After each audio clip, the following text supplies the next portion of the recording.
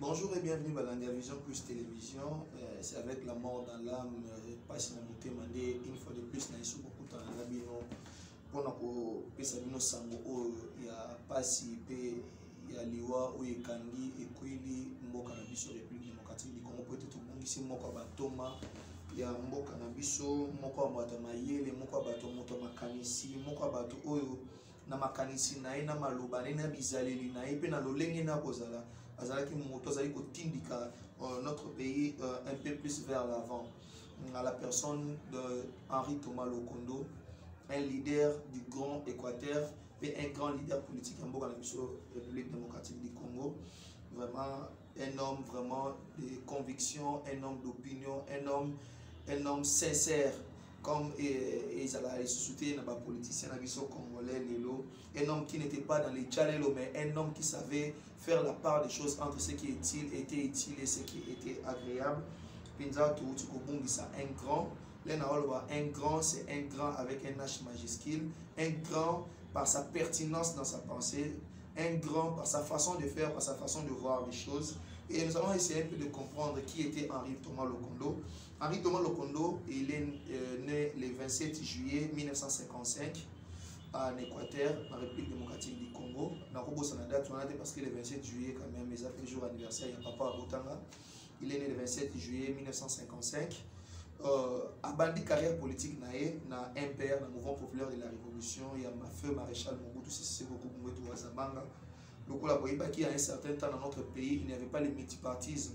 Donc il n'y avait qu'un parti État. Donc sur le niveau de la politique, et c'est là qui ose nécessairement et obligatoirement membre, il y a un père. Donc Henri Thomas Lokondo a fait ses premiers pas en politique dans le mouvement populaire de la révolution. Puis avec l'arrivée de l'AFDL, Nengwebe Makamwebele, dignitaire et un père, Makindeki Amikila Poto, Makindeki Azonelek Makamonaï, Abotangisa, il était enseignant à l'université libre de Bruxelles. Azaripe Motang ici, ça veut dire qu'il n'était pas seulement un homme politique, mais c'était aussi un scientifique. Tout le monde a makanisi naye, penza, pena mayele naye, Azaraki komema drapeau à Mboka na biso République démocratique du Congo. Un peu plus haut. Donc, en 2011, qu'est-ce qui est arrivé en 2010? Henri Thomas Lokondo rentre à la République démocratique du Congo et il postule en tant que député national dans le regroupement Palou et Alliés. Depuis 2011, Kino Lelo, donc, dans deuxième mandat en tant que député national élu Yaville Yambandaka dans le Grand Équateur. Donc, qui était Henri Thomas Lokondo? C'était un membre influent aussi de l'FCC. Grande figure, icône FCC. On pourrait citer dans les Grands Équateurs, quand on parle des Grands Équateurs, on voyait Henri Thomas Lokondo. Et d'une façon générale, même quand je ne parle pas de l'FCC, je parle de toutes les tendances politiques. Si on parle des grands leaders de l'Équateur, à part Papa Kengo, Wadondo, on voit Henri Thomas Lokondo. Donc c'était un homme influent pas seulement parce que c'était un grand, mais par sa façon de faire les choses, par sa façon de voir les choses, par sa façon de parler, par sa rigueur aussi, parce que c'était pas un homme qui cautionnait la bêtise, c'était pas un homme qui cautionnait les égarements. Ok, donc c'était un membre vraiment influent de l'FCC. Mais et là, il caractérisait Papa Nabiso ou Atiki Biso, le feu Henri Thomas Lokondo, paix à son âme, et qui ouverture d'esprit. Oui, puis c'était quelqu'un qui était capable de vous dire la vérité en face. C'était quelqu'un capable, quand il n'est pas d'accord avec quelque chose, quel que soit ton rang, il te dit non. Et j'ai entendu encore parler à un politicien, il disait à lui, Batuloko Henri Thomas Lokondo, ils étaient dans la réunion avec l'autorité morale, mais il lui dit non, moi je ne suis pas d'accord avec ça. C'était un des rares personnes qui a capable de dire non. Non, nous n'avons pas bien fait. Non, ici, nous n'avons pas bien parlé. Ici, nous n'avons pas bien agi. Henri Thomas Lokondo, un grand homme. Paix à son âme encore. Henri Thomas Lokondo s'est caractérisé par son ouverture d'esprit. Au-delà de son éloquence, au-delà de son savoir-faire, au-delà de sa rigueur, au-delà de sa droiture, en tant qu'homme politique, il était quelqu'un qui était ouvert d'esprit. Un homme qui voulait être indépendant par sa façon de faire les choses, par sa façon de voir les choses. Vous vous souviendrez qu'en 2019, RFCC cache bah ça la babimisi ticket na bango pour la présidence il y a perchoir il y a Assemblée nationale FCCK s'était réuni babimisi candidat na bango lokola à la personne de Janine Mabunda Lioko. Baby Henri Thomas Lokondo a dit moi je ne suis pas d'accord avec ça. Il a dit ça en face. Et après il ne s'est pas limité là, il a aussi agi. Il est parti, il a posé sa candidature comme indépendant. Un homme de conviction. Un homme de conviction, un homme qui était capable de soutenir ce qu'il voulait. Même quand la masse, la Ebela, ils n'étaient pas d'accord. Mais il y a Baloba, secrétaire permanent, il y a Pépère de Ramazan Chadari, Baloba, on l'a traité de tout le temps. Quand il est arrivé au Parlement, il a dit les choses doivent changer et les 40 sont quittes. Les choses doivent changer. Pourquoi? Parce qu'à mon avis, moi, laissé aller quand dans l'Assemblée nationale. Moi, moi, de façon légèreté, en fait. Ouais, je vais emprunter ces mots. Il a dit, j'ai senti la légèreté dans la gestion de l'Assemblée nationale. Et les choses doivent changer. Les 40 sont quittes. Et bah, tu as parti, entre autres, il y a FCC, bah, mon qui est très, très... Souvent, bah, sortie médiatique, ça même l'FCC, même sa famille politique. Bah, tu bah, loba. Mais il est parti. Et Biwa Mabunda et Kweya. Et je me rappelle encore, on a des Claudel Lubaya, Badeli, Sanga, Patrick Mouyaya, Salimo Mouvement Moko, Bengi, G13. G13 pour Nanini, Azaki ko soutenir l'idée à consensus sur les réformes électorales Nambo Canabiso. Vous voyez, la loi électorale de notre pays aujourd'hui pose problème. Notre loi électorale aujourd'hui avec les celles de représentativité, la loi Moko Azaki taillée sur mesure pour privilégier les uns et décourager les autres. Mais Henri Thomas Lokondo, à mon avis, bien que Yemoko Azalaki élu, na loi électorale, mais il a senti que ça posait un problème de démocratie, ça posait un problème de légitimité. Et il était parmi ceux-là qui ont levé la voix pour dire et c'est consensus qu'ils allaient trouver sur les réformes, il y a système électoral dans Bisso. C'était pas facile parce que il y a par-ci, par-là, n'importe quoi sur sa personne. Mais c'était quelqu'un qui a su tenir bon. Avec Patrick Mouya, Claudel Lubaya, Délice Sanga, ils ont fait leur route de pèlerin, la société civile, la confession religieuse, comment on a acteur politique, comment on a ce n'était pas facile.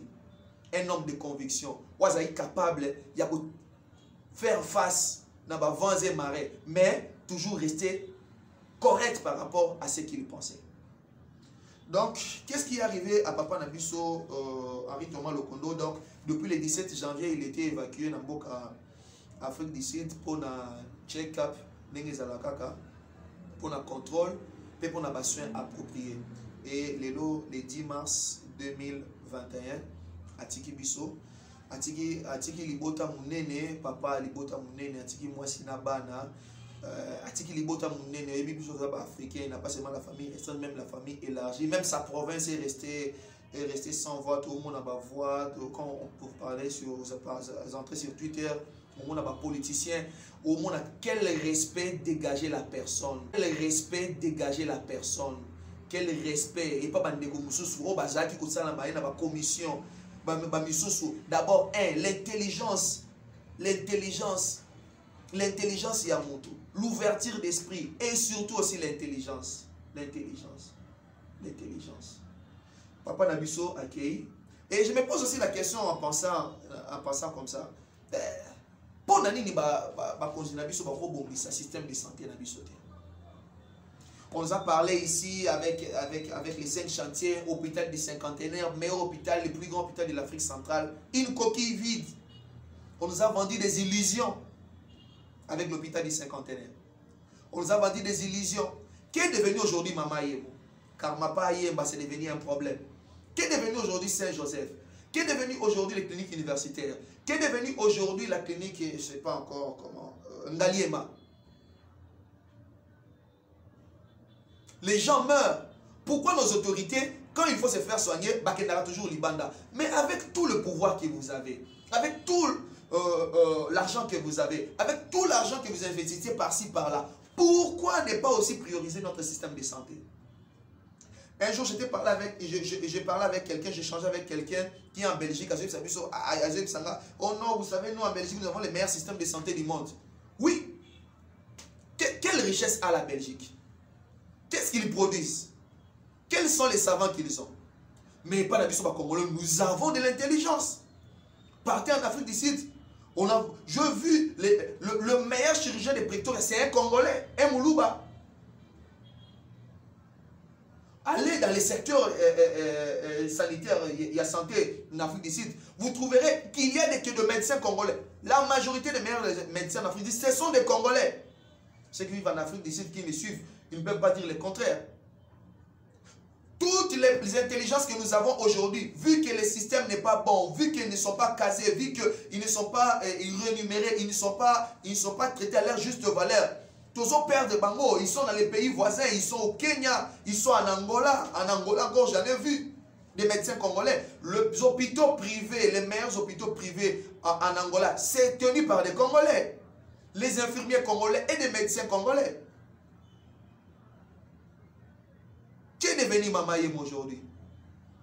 Qui est devenu aujourd'hui l'hôpital d'Engaliema? Qui est devenu aujourd'hui l'hôpital de référence de Makala, communément appelé Sana? De Corbillard, de coquilles vides. Nous avons une grande responsabilité. Vous qui me suivez, vous avez une responsabilité. Moi qui vous parle, j'ai une responsabilité. Nous avons une grande responsabilité. Vous qui me suivez, vous avez une responsabilité. Moi qui vous parle, j'ai une responsabilité. Et nos dirigeants, le politicien qui nous dirige, ils ont une responsabilité. Bon, c'est ce système de santé. Bon, c'est ce hôpitaux. Et si nous parlons des grands hôpitaux, alors les magablos, les dispensaires par-ci, par-là. Oh, bah, on a mis sur par-ci, par-là. Ils ont besoin de passer dans mon thème, mais ils ont besoin de passer au Congo, Oyo. N'est pas prophétie, Baloba, Mingi, Congo, ils ont acheté l'Afrique. Réellement, moi je crois à ça. Mais avec un peu de bonne volonté, nous pouvons arriver à faire des grandes choses. Vraiment, les lots pour aller dans Sukiwana, comprenez mon émotion, comprenez mon coup de gueule. Mais ils avaient pour ne pas s'y monter, mais voir avec toutes les richesses que nous avons, avec toutes les potentialités que nous avons, qui est au vivre de façon indécente pour les appeler à passer. Bolingo et Kolo et les Kabila Bolingo à Batou, c'est avec le même plaisir que je vous retrouve très prochainement.